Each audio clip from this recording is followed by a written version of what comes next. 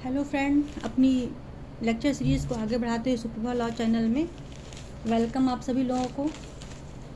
अब हम आपको बता रहे हैं, आज की टॉपिक आपकी छोटी छोटी कई टॉपिकों का मिक्सचर है आज। बस आप ध्यान से केयरफुली इसको लिसन कर रखिए, सुनिए। पहले इसमें टॉपिक छोटा सा है law. What is law? Law क्या है? तो law is the bundle of rule. Law नियमों का एक बंधन है। इसका ओरिजिन कहाँ से हुआ? ट्यूटोनिक धातु लैग से निकला है, जिसका शब्द वास्तविक अर्थ होता है कोई ऐसी वस्तु जो एक सार बंधी हुई हो। ऑक्सफोर्ड डिक्शनरी ने इसको कहा था कि विधि राज द्वारा लागू किया गया आचरण संबंधी नियम है। इसको रोमन में जस, फ्रांस में डोरिट, जापान में गिरी, इस्लाम में हुक्म, इंडिया में इसको धर्म बोलते हैं। मनुस्मृति में 5 वर्ण बताए गए थे जीवन के: वर्ण व्यवस्था, आश्रम व्यवस्था, वानरश्रम व्यवस्था, प्रायश्चित व्यवस्था, गुणधर्म। इन सभी की रक्षा करता है वो रक्षक करता होता है, और जो पालन करता है, जो रूल बनाता है, जो नियम बनाता है, जो हम उसको फॉलो करते हैं, तो वो लॉ कहा जाता है। उसके बाद प्लेटो आइंस्टीन के समय में, ग्रीक पीरियड में, लॉ को यूनिवर्सल ट्रूथ, गॉड की वॉइस को ही लॉ कहते थे। जैसे कि पैगंबर मोहम्मद साहब को ज्ञान हुआ, हमारे ऋग्वेद में ऋषि मुनियों को ज्ञान हुआ, तो उस ज़माने में लोग इसी सबको लॉ कहते थे। डेवलपमेंट के साथ लॉ का विचार भी बदलता गया। ब्लैकस्टोन की थ्योरी आई तो उन्होंने रूल ऑफ एक्शन को लॉ माना। बेंथम ने विधि सभी कानूनों को संग्रहित करने का एक सामूहिक रूप है। हॉलैंड ने डिटर्मिनेशन अथॉरिटी को लॉ माना। सामर ने सिविल लॉ को लॉ माना। आइंस्टीन ने पॉजिटिव लॉ, केल्सन ने डी साइकोलॉजिकल कमांड, एयरिंग ने पावर ऑफ कंसिस्टेंस, उसके बाद से लॉ माना। तो इस तरह से लॉ के कई रूप हैं। लॉ को हम एक जगह परिभाषित नहीं कर सकते हैं। लॉ परिवर्तनशील है, समय के अनुसार उसमें परिवर्तन होता रहता है। अकॉर्डिंग टू परिस्थितियाँ, according to state, law changeable होता रहता है। तो लॉ में एक बाध्यता होती है जिसको सबको फॉलो करना पड़ता है। अब हम आते हैं आप लोगों को पावर्टी। पावर्टी कोई एक छोटा सा शब्द नहीं है।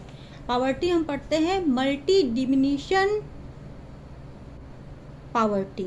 इसमें मल्टी डिमिनिशन बहुत सारी चीज़ें आती हैं। अकॉर्डिंग लॉ के जो वो पढ़ेंगे, नीति आयोग का जो रिपोर्ट है उसमें 10 वो दिए गए हैं प्रकार, लेकिन इसको हम 3 भाग में बांट के पढ़ते हैं। पहला पढ़ते हैं एजुकेशन, दूसरा पढ़ते हैं हेल्थ, और तीसरा पढ़ते हैं लिविंग स्टैंडर्ड। तो ये जो आपको पहले हम बताए, इसमें कुछ 2 ही 3 चीज़ें पूछता है जो आपको हम बता देते हैं। ये रिपोर्ट जारी कौन करता है? तो ये रिपोर्ट UNDP एंड WHO दोनों मिल के इस रिपोर्ट को जारी करते हैं। UNDP और ये UNDP संयुक्त राष्ट्र संघ का है, यूनाइटेड नेशनल डेवलपमेंट प्रोग्राम, और OPHI Oxford poverty of human development, दोनों कंबाइंड रूप से इस रिपोर्ट को वर्ल्ड लेवल पे जारी करते हैं, और सब अपने अपने राष्ट्र में अपने अपने अनुसार इसको, अपने अकॉर्डिंग इसको बनाता है। हमारे यहाँ नीति आयोग के अकॉर्डिंग हम लोग चलते हैं। UNDP की रिपोर्ट के अनुसार 2030 तक पावर्टी को 0 पॉइंट पे लाना है, लेकिन ये पॉसिबल अभी नहीं है। तो इस तरह से ये रिपोर्ट जारी होती है। 1978 से रिपोर्ट हर साल जारी हो रही है। अभी हम इसमें हेल्थ, एजुकेशन और लिविंग स्टैंडर्ड को इसमें ध्यान दिया जाता है। लिविंग स्टैंडर्ड में बहुत सारी बातें आती हैं, और सबसे पहले हम हेल्थ को देखते हैं। हेल्थ में आता है न्यूट्रिशन, चाइल्ड न्यूट्रिशन, इसमें कि बच्चों में कहाँ तक सारे उनको प्रोटीन, विटामिन्स, उनको जो उनकी सुइयाँ लगती हैं DTS वाली, वो लग रही हैं कि नहीं लग रही हैं, ये सारी चीज़ें उसमें शामिल होती है। एजुकेशन में कहाँ तक हमने साक्षरता दर हासिल किया है। और लिविंग स्टैंडर्ड में हमारा लिविंग स्टैंडर्ड क्या है, हमारा एग्रीकल्चर क्या है, हमारे पास मकान है कि नहीं, पर छोटी छोटी चीज़ें आवश्यकताएं की हैं कि नहीं, कि हम एक डिग्निटी लाइफ जी पाएँ। तो पावर्टी अपने अकेले नहीं है, पावर्टी में कई चीज़ों को सामूहिक नाम पावर्टी बोलते हैं। अब हम देखते हैं कि इसमें 78 देश कंट्रीज़ हैं जो एकदम से अभी इस रेखा के नीचे हैं। हमारे जो इंडिया के हालात हैं, वो अभी इंडिया में 37.7 करोड़ लोग अभी मल्टी डायमेंशनल और पावर्टी के अंडर आते हैं। यहाँ पे बहुत अभी 37 करोड़ लोग अभी गरीबी रेखा के नीचे हैं। 2005 में ये 640 मिलियन लगभग 64 करोड़ था, लेकिन 2018 में ये 38 करोड़ वही मतलब 37 पॉइंट समथिंग करोड़ तक अभी हमारे यहाँ गरीबी है। जितना कि अमेरिका की पूरी आबादी है उतना भारतवर्ष में अभी गरीबी है। ये बात ज़रूर है कि हम 2005 से 2016 तक में कम से कम 64 करोड़ से हम आधे पहुंच चुके हैं, लेकिन अभी हमें बहुत आगे जाना है। अभी हमें 21.2 मिलियन लोगों को गरीबी की रेखा से बाहर निकालना है। जो पूर्णतः गरीब हैं इनको फुल्ली पावर्टी की श्रेणी में रखा जाता है। तो यही पूछेगा रिपोर्ट कौन जारी करता है, इंडिया में कैसे होता है, कितने कंट्रीज़ हैं। हमारे इंडिया, पाकिस्तान, श्रीलंका, नाइजीरिया, यहाँ पे अभी बच्चों को पूरी जो वैक्सीनेशन होता है उनका चाइल्डहुड पे वो भी नहीं लग पाया है। ये गरीबी का मेटाफिजिक्स है। अब आपको हम बताते हैं कि अब हम उसके बारे में, किसके बारे में, मॉडर्निज्म और पोस्ट मॉडर्निज्म।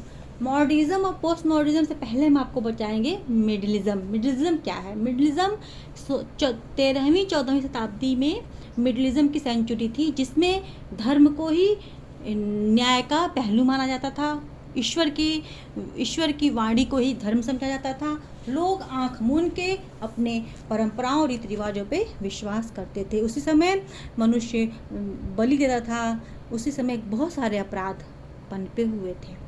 धीरे धीरे बलि प्रथा को भी ये जब आए लोग अंग्रेज आए तो इसको हमारे देश से हटाया। सती प्रथा ये सब वहाँ पे प्रचलित था, जिसको लॉर्ड बेंटिंक ने इसको हटाया। ऐसे मानव बलि यही सब होता था। और नेचर पे फुल्ली डिपेंडेंट लोग रहते थे। नेचर के अकॉर्डिंग वो लोग नहीं, पृथ्वी, जल, वृक्ष, ये लोग बस यहीं तक रहते थे। उसके बाद 17वीं इनके मिडलिज्म के अगेंस्ट मॉडर्निज्म आया। मॉडर्निज्म 17वीं 18वीं 19वीं शताब्दी में ये डेवलपमेंट हुआ।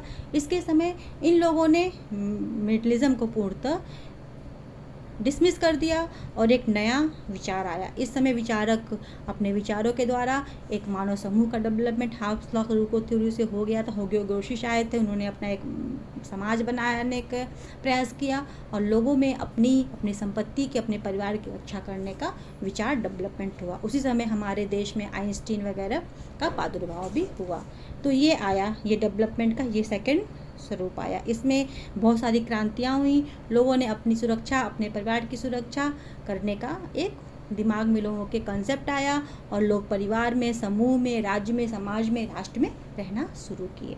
फिर इसके अकॉर्डिंग आया आपका पोस्ट मॉडर्निज्म। पोस्ट मॉडर्निज्म समझ लीजिए 20वीं 21वीं शताब्दी में डेवलपमेंट हुआ।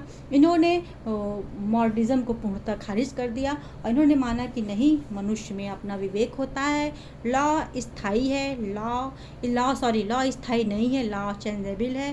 अकॉर्डिंग समाज के अकॉर्डिंग स्टेट के हर चीज़ परिवर्तनशील है। तो हम किसी चीज़ को ये मान के नहीं सकते हैं कि ऐसा ही है, और हम अपने तर्क से, अपने लॉजिक से, अपने अवेयरनेस से हम अपने इनलाइटमेंट को अपने बढ़ा सकते हैं और एक प्रबुद्ध समाज का निर्माण कर सकते हैं। ये हमने आपका जितना भी ये सब थ्योरी था आपको बताया। इसमें आपकी एक चीज़ और है, इनका क्या कहते हैं, इसकी रॉल्स की थ्योरी, रॉल्स की ग्लोबल जस्टिस, ये भी आप समझ लीजिए।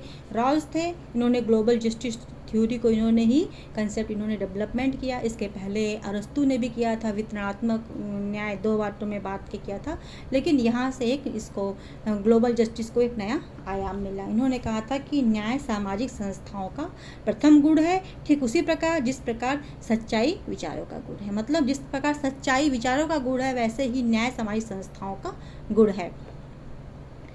और social justice is a most important part of justice, इन्होंने माना। तो इनके न्याय को हम अपने कॉन्स्टिट्यूशन में अगर देखें तो प्रियम्बल से हम शुरू करते हैं।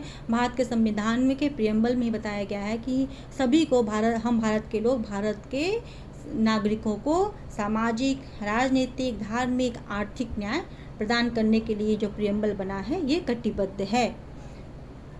और वहीं से जब डायरेक्टिव प्रिंसिपल आता है तो वह प्रत्येक भारत के नागरिक को ये सारे सहूलियत देता है, जिससे हम एक अपना डेवलपमेंट कर सकें, अच्छा डेवलपमेंट कर सकें।